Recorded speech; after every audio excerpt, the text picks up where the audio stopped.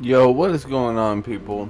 It's your boy, actually Among Us here, and we're back for another NPA battle. This time we got week 7 versus our good friend Bishme and the New York Nickits. So, let's hop right into this one. After losing to Arts and the Brooklyn Salamanders, we are 2-4 right now. So, like, basically on the borderline of not making playoffs. Um, Definitely really need to get it together.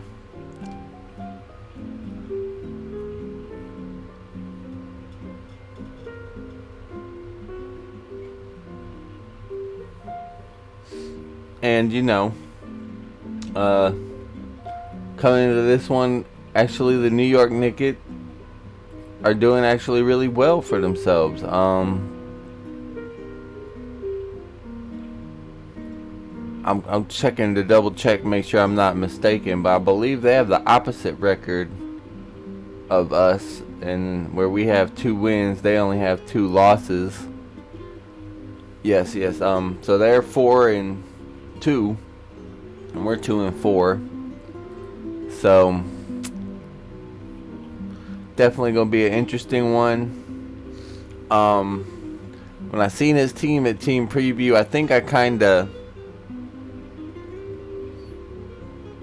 overthought some things. I started thinking he was gonna lead with the seismitoad. I really intended to lead with the cryogonal, but I guess you just say I messed that one up. Is what it is. So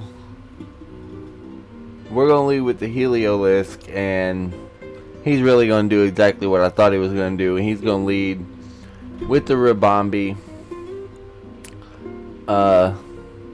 We were gonna lead with the cryogonal to go ahead and magic coat his sticky webs. He's gonna go for here on turn 1 back at him. Instead, we're just gonna go for a discharge. Really not the move we want to be making turn 1, but I'm thinking, hey, maybe we get to paralyze. Turn the speed control on him. That's definitely not what ends up happening, and we get some good damage, but he ends up getting the sticky webs up, and that's really not good for us. So we go for the U-turn here. We take some unnecessary damage. Of course, bringing U-turn because this was supposed to lure in the seismitoad and then take it down with grass knot, but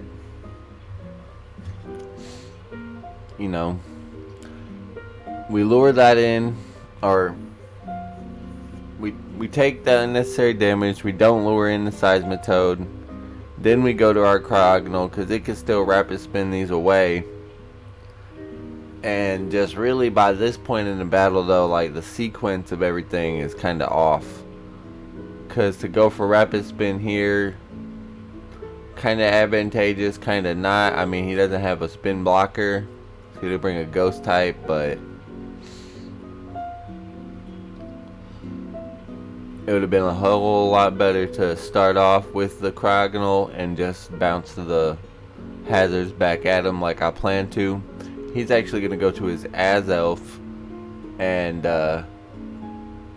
proceed to set up even more hazards. So while we switch here, we're going to give him the opportunity to put up stealth rocks this time.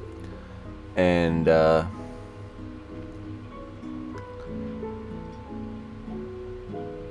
definitely not the way that I intended to play the beginning of this game, but by sticking to his plan of controlling the hazards against me, he's definitely getting himself a good advantage to start with.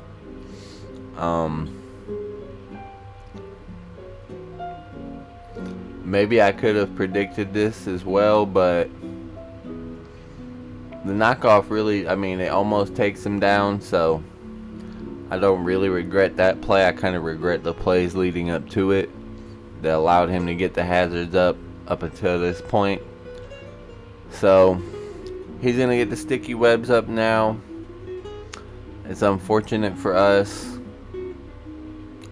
We do take this thing down, but it's already well accomplished its job, so you know, that's really not that big of a deal as far as he's concerned.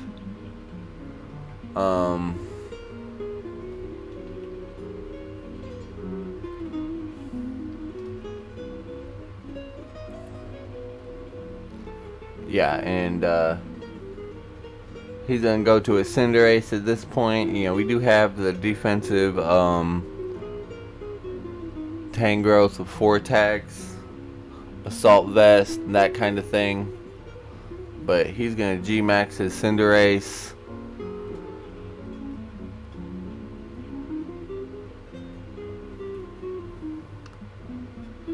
Yeah, and obviously this thing becomes a huge threat at this point.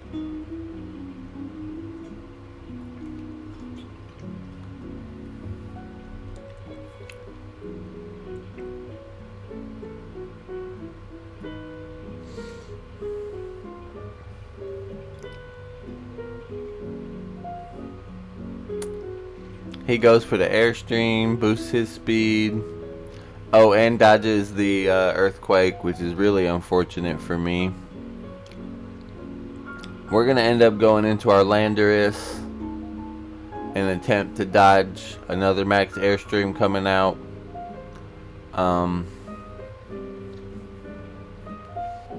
Or not dodge, but basically minimize the damage from, which we do against the max Knuckle here. And you know, that works out a little bit for us, but now this thing has a boost in attack and in speed, and we're basically just already playing from behind still from the hazard battle. Now Bishmi's just putting the pressure on us, and there's not a whole lot that we're going to be able to do about it. We're going to Dynamax here, go for our own max Airstream, try to stabilize and that kind of thing. But it's kind of already too little too late. Landorus has got pretty good defenses, but just not enough overall to, well, wall out this whole team, really.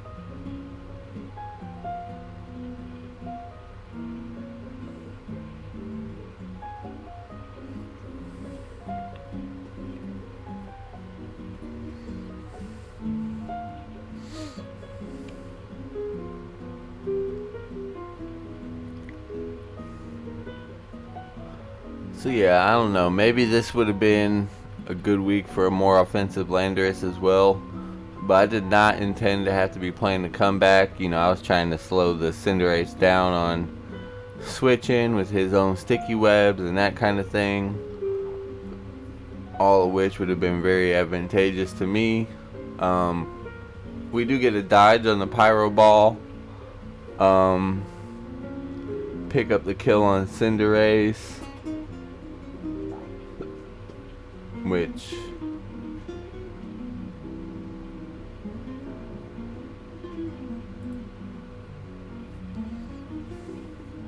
none of my Pokemon may have went down yet, but definitely wouldn't let it fool you. Because here comes the one of the things that we definitely were worried about the most is Seismitoad being a big offensive and defensive threat like it is, soaking up that Max Quake. It's just in the way. Obviously it has the potential to burn if it were to go for Scald, but this appears to be a physical variant, so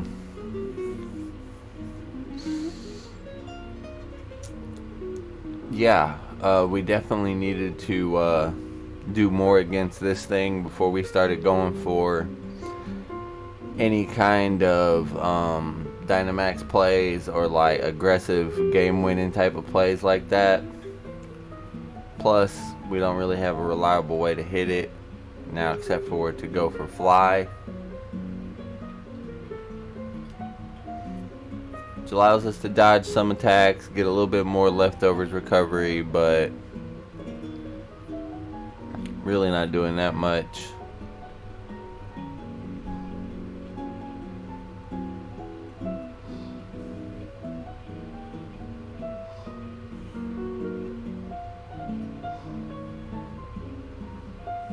So yeah, Landorus is going to go down. Not enough leftovers recovery to save him.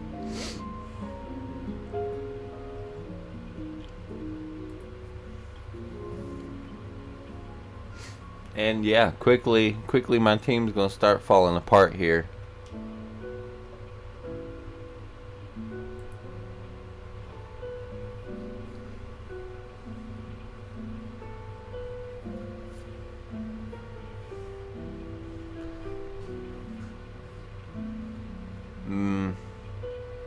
Maybe if I even for what I went for the freeze dry here, I don't think that was the play. Actually, I'm pretty sure this is where he switches to Hitmonchan, so it definitely wasn't the play.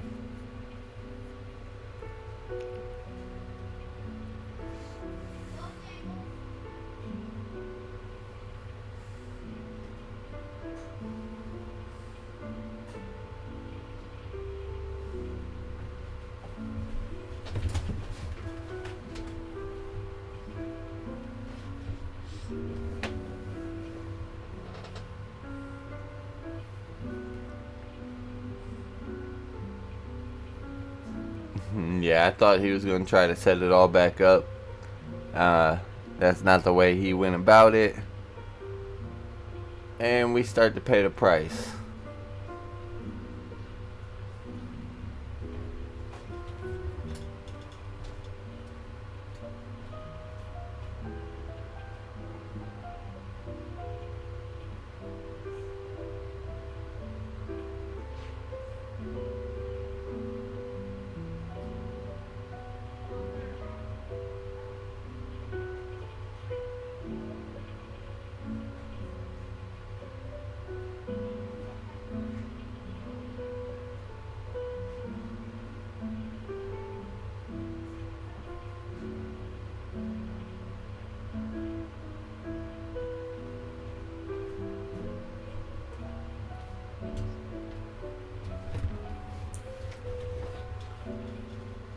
So yeah,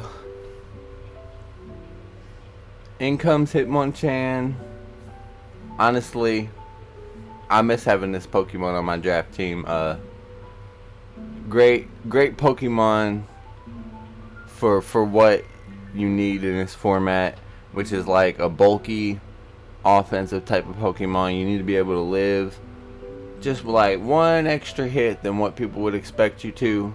But you can't let your matches go to timer because you weren't proactively like doing damage enough and stuff like that. And I really miss Hitmonchan for that kind of role. However, in this particular matchup, he's not my friend, and he's going to start tearing through a lot of my team here.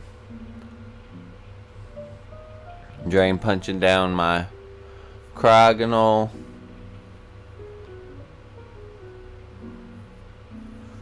Yeah, that kind of thing.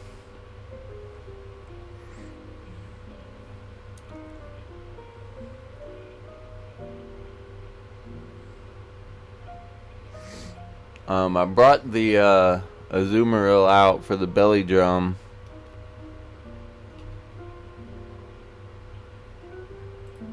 However, unfortunately, even though I do get the belly drum off, I'm not going to do much of anything with it because I'm actually going to click the Aqua Jet. Reasonably so, because all of his Pokemon are faster than me.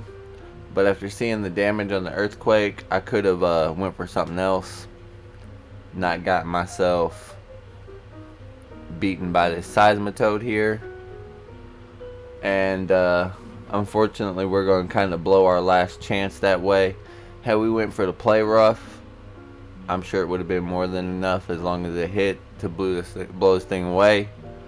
Maybe we could have turned the game around from there and aquajetted the rest of his team down. But instead, Azumarill is going to go down to the poison jab. Well, it's going to go down to the poison from the poison jab then. And actually take down the seismitoad with it. Okay.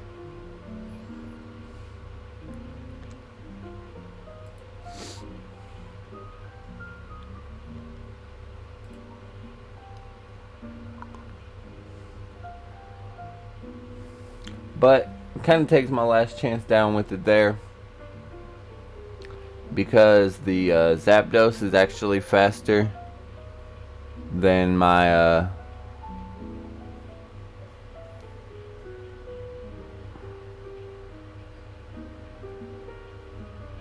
Heliolisk.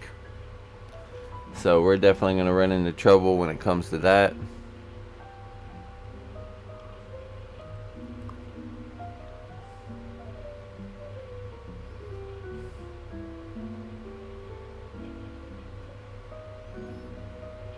And yeah, had I brought a timid Heliolisk, it would have been fine, but instead,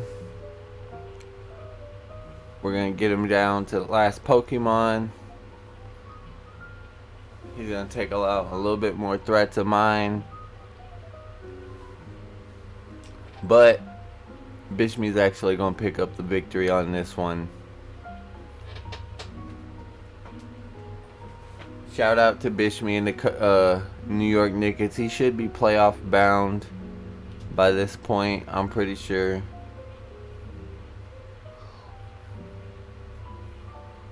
And yeah, I'm just gonna, I guess, let it roll through these last few turns. Make sure you check out my boy Bishmi if you aren't familiar with his channel. The link will be down in the description, of course, per usual. And we got some more draft content coming. We got YCL week 9 as well as playoffs coming. And 2 more weeks of the NPA, although it doesn't look like we're going to be making playoffs in this league. That's alright, you know. There will be other opportunities, other leagues, so just be on the lookout for what else may be coming.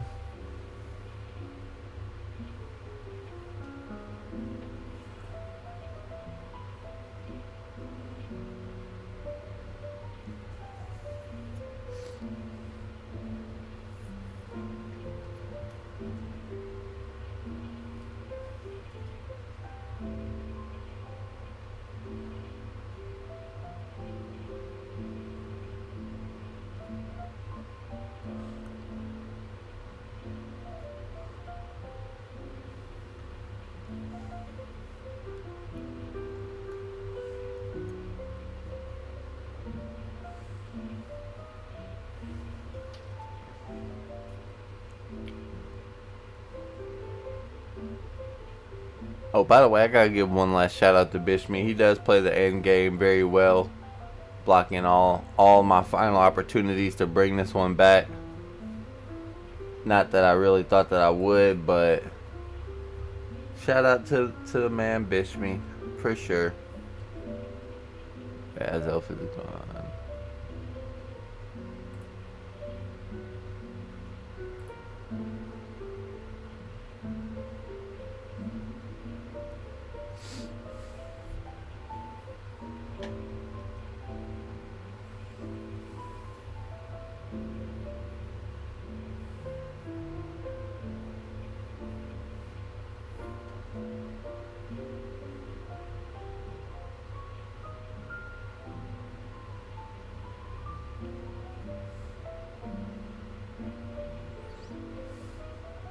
Alright, you guys, that's all I got for you today. one more shout out to Bishme. Check out his channel. And good luck.